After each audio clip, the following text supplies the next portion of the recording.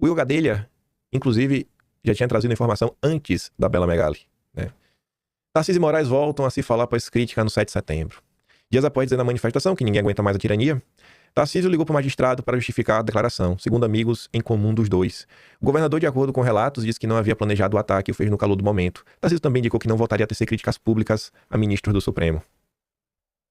Então, assim, quando o Eduardo fala é o candidato do sistema, é o candidato do sistema, do a quem doer, sabe? Gente, é o candidato do sistema e acabou, sabe? Mas ele tá mais à direita do que à esquerda. Em alguns temas, em alguns. Aí, Eduardo voltou a ser notícia por conta da questão do Tarcísio. Isso daqui aconteceu e chamou minha atenção antes de se tornar público. Eduardo Bolsonaro insiste que é candidato a presidente e volta a atacar o Tarcísio. Ataques, né? De ataque. Aí tá ali, ó. Eduardo Bolsonaro não dá o braço a torcer. Em participação no podcast Marketing Makers, que vai ao ar logo mais. Ou seja, antes de ir ao ar, já virou notícia. Rodrigo Castro. Quem é Rodrigo Castro? É um jornalista da Globo, né? Como vocês podem ver, mas onde ele trabalha? Na coluna do Lauro Jardim, que é o porta-voz do mercado financeiro. E quem é o candidato do mercado? É o Tarcísio. Exatamente por isso que o podcast do mercado financeiro entregou para o Lauro Jardim, que é o colunista do mercado financeiro, né? Pegou o Rodrigo, trabalha para o Lauro Jardim, para publicar notícia em prol do candidato do mercado financeiro.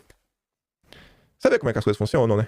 Enfim, o deputado insistiu que é um possível candidato a presidente em 2026. Disse o 03.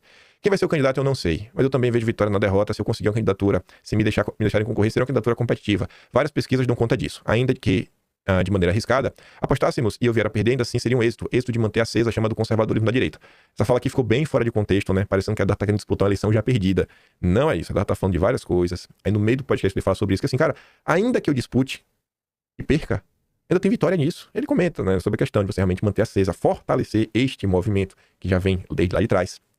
No podcast, Eduardo disse que existe um projeto que quer enterrar o Bolsonaro e o bolsonarismo para colocar um candidato que esteja pintado de direita. E citou nominalmente o Tarcísio.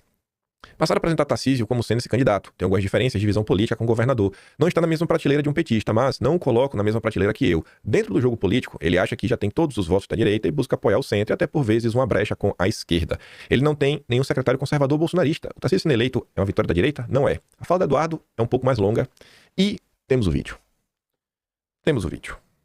Vamos ouvi-lo? Essa fala aqui é muito boa. Acho que vou dar umas pausadas. Eu tenho algumas diferenças com o governador Tarcísio, algumas diferenças de visão política, né? Ele não está na mesma prateleira de um petista, mas ele também, eu não coloco ele na mesma prateleira que eu dentro do jogo político. Por quê? Porque ele é um cara que acha que o voto de direita e os políticos de direita já estão garantidos apoiando ele. E aí ele busca apoiar o centro e, por vezes, até uma brecha para a esquerda. Olha o que o Eduardo disse. Como vai de encontro o que está na Bela Megali. O voto dele está garantido. Porque o bolsonarismo é isso aí, o bolsonarismo não se valoriza. Né? O Bolsonaro vai ser forçado a votar na gente. O bolsonarismo precisa se valorizar. Então, por vezes, né, eu vou citar aqui um dos exemplos que é o exemplo que fica bem claro para as pessoas entenderem. Eu tentei trabalhar, né, para emplacar o secretário de Cultura do Estado de São Paulo. Então, na transição, né, eu acho que não era o filé, né, um orçamento pequeno, normalmente a Secretaria de Cultura, mas eu acho que daria para desenvolver um trabalho, uma pauta conectada com o conservadorismo. Trabalhei o nome, tive esperanças, fiz reuniões com o governador Tarcísio. Não foi nomeada, né, sem entrar no mérito aqui da pessoa, tá? Não tem nada contra ela, mas foi nomeada a ex-secretária de Cultura do prefeito Fernando Haddad. Né? Congelou a imagem, voltou. Isso daí é a mesma coisa que o Tarcísio ser presidente e ele nomear a Margareth Menezes para o Ministério da Cultura. Então, eu sou de São Paulo, eu vi isso, né? A gente dá uma entubada, tenta trabalhar internamente, mas quando você vê isso vai acontecer, né? Aí a secretária de comunicação conectada ao PSOL, né? Até ontem o marido dela, né?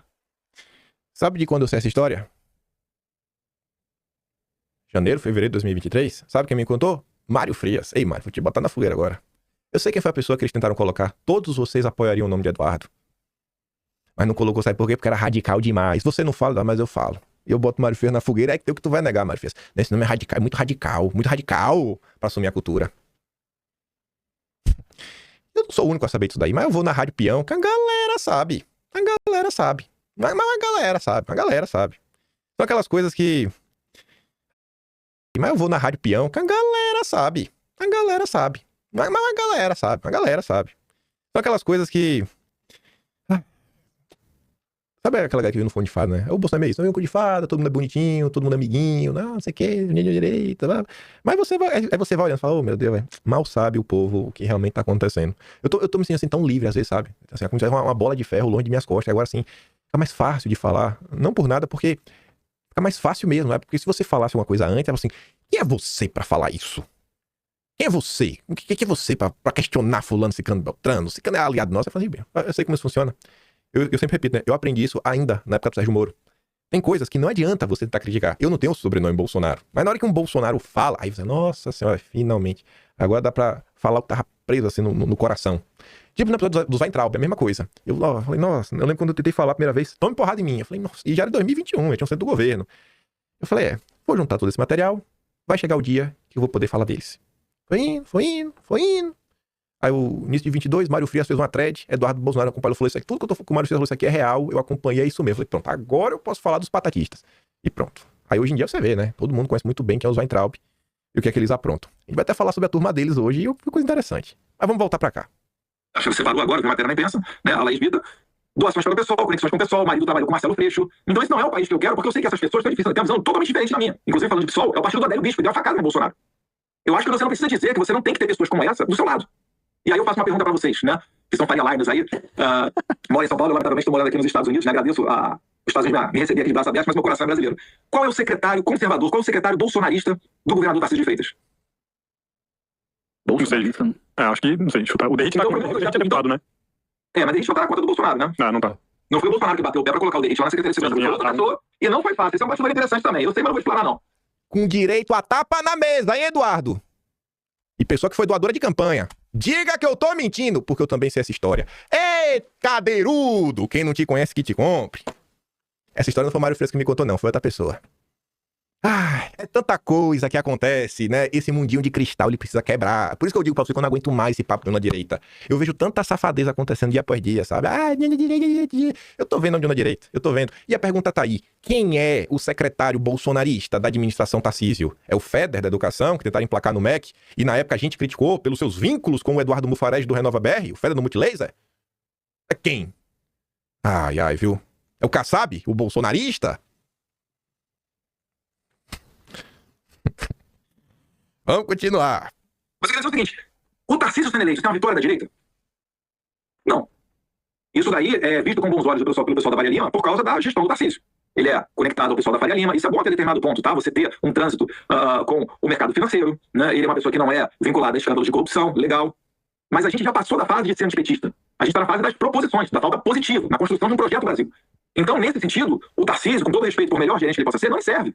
Porque se for para colocar um cara que vai botar, né, a ministra da Cultura para manejar a Lei Rouanet, a Dir Blanc, né, padrão Margarete Menezes, que não vai fazer o serviço que tem que ser feito, que é priorizar o interesse dos brasileiros e bater de frente com o establishment, eu não vejo muito sentido nisso. O final dessa fala que eu mais gostei, né? E o tom de Eduardo ao longo do podcast foi basicamente esse. Sinto que nós estamos aqui também, né, influenciando parte do debate. Porque eu falo dessa história, gente, não basta ser antipetista, vai ser muito pouco, tem que ser realmente antissistema. Eduardo fala, não dá pra ser só antipetista. E tem a questão propositiva. Se você parar pra assistir, eu realmente recomendo. E não é toda entrevista do Eduardo que eu elogio, não. Eduardo escreveu recentemente um texto pro Gazeta do Povo, achou uma porcaria. Tanto que eu nem comentei, porque se tivesse que comentar, eu ia reclamar do início até o fim. Nossa, tem umas coisas assim que fica cada vez pior. Tem um momento que Eduardo citava o Eugênio Godinho. Eu falei, meu Deus do céu, Eduardo. Deixa eu te contar o que é o Godinho, sabe? Vamos aqui. Não é querendo ser pretencioso, não. É porque assim, tendo seu histórico mostrando, gente Godinho, que já aprontou, sabe? Ao longo da história brasileira, né? Tá aí toda a turma de golpistas ao longo dos tempos. Então assim, se quando vai pra... Eu só consigo falar que algo é bom quando eu realmente acho que algo é bom. Só tô falando por causa disso. Eu realmente recomendo vocês. Eduardo conseguiu falar sobre uma gama grande de assuntos. Eduardo conseguiu falar de uma forma que, ainda que ainda tenha alguns cacuetes, algumas coisas, você vê que, bicho, no frigir dos ovos, ele tá falando assim, cara, não dá pra gente continuar com essa mesma fórmula de sempre, sabe? Esse liberalismo aí tacanho, vamos privatizar tudo mais. Ele questiona a questão das privatizações, ele questiona o papel do empresariado, o papel do governo na economia, fala sobre questões de pós-liberalismo, fala sobre reindustrialização, fala sobre entender, cara, que movimento é esse que o Trump tá fazendo de comprar Intel, sabe? Pô, isso não é normal, o governo está estatizando uma empresa de ponta, de tecnologia. Como assim? O que é que tá acontecendo? Então, ele tá listando várias coisas. Você vê que é inegável. Você pode odiar o Eduardo Bolsonaro. Você pode daqui mais assim, você odeia Eduardo Bolsonaro. Mas você parar, assistir e não chegar na conclusão até o final de que, poxa, o Eduardo Bolsonaro, eu odeio ele, mas ele está aprendendo algo novo, ele está amadurecendo. É impossível você não falar isso. É impossível você não falar isso. E todos os temas ele fala na boa. É o que dou minha pirraçada. Mas ele fala na boa, né? Então, como vocês estão vendo aí. Aí faz pergunta, coloca. Conseguiu trazer muitas analogias simples, sabe? Que as pessoas comuns conseguem entender. Tá melhorando. Melhorando. Ainda tem muito a caminhar, mas tá melhorando mesmo. Fiquei muito positivamente surpreso. E a entrevista foi boa porque esses dois rapazes, eles deixaram o Eduardo falar bastante. Fora que no final do podcast, aqui subindo parênteses, ainda ficaram falando de mim, porque eu fiquei reclamando deles com a entrevista do Disseu. Não só isso, né? Também sou grato que o dossiê do Castelo Branco só se deu por conta deles. Acho que é o Salomão, que o da esquerda bateu a foto. Falei, rapaz, isso aqui rende uma ótima história. A mesma turminha do Disseu. Enfim, aí falaram lá, Eduardo até pediu pra eles votarem em mim, né, Best? Aí eles falam que eles iam votar em mim se eu divulgasse a entrevista deles. Óbvio que ia comentar, fazer algum recorte em vídeo, né? Mas, olha só pra isso daqui. O que o Eduardo tá falando, não basta ser antipetista, tem que peitar o sistema de verdade. Quando você tem um grupo político, o Eduardo fala muito também sobre grupo, política é grupo. O Eduardo também deixa claro que tá, assim, né, dissertando, tentando escrever alguma coisa, botar ideias mesmo no papel. O Eduardo fala muito também sobre grupo, política é grupo. O Eduardo também deixa claro que tá, assim, né, dissertando, tentando escrever alguma coisa, botar ideias mesmo no papel. O Eduardo mesmo compartilha isso, ó. Justiça da Bolívia anula a condenação de Janine Rodrigues, né? Janine Rodrigues, o nome dela. Ué, Anis? Eu jurava que era Janine Rodrigues. Talvez tenha outro nome além de Anis. Enfim. Anis deveria ter passado por um julgamento de responsabilidade e procedimento que exigia aval prévio do Congresso em vez de julgado como cidadão comum. Aí o Eduardo diz, ó. A ex-presidente da Bolívia, gente Anis, condenada por golpe de Estado, atos antidemocráticos, teve seu processo anulado devido a violações legais. Alguma dúvida de que a anulação ilegal do processo de Bolsonaro também ocorrerá? Isso aqui tá acontecendo por quê? Porque houve mudança real, né? Do país. Não foi só de governo, é de país. De direção que o país tá caminhando. Ganhou realmente um candidato que não é, a primeiro momento, né, outro lado da moeda, alguém que realmente está numa posição contrária à turminha do Evo Morales. E aí, essa notícia, eu lá atrás tinha dito, que ainda volta a falar do Mandani, lá vem um flautista de Genebra. Mandani ataca Trump em primeiro discurso, defende migração e direitos sociais. A esquerda não tem medo de se posicionar.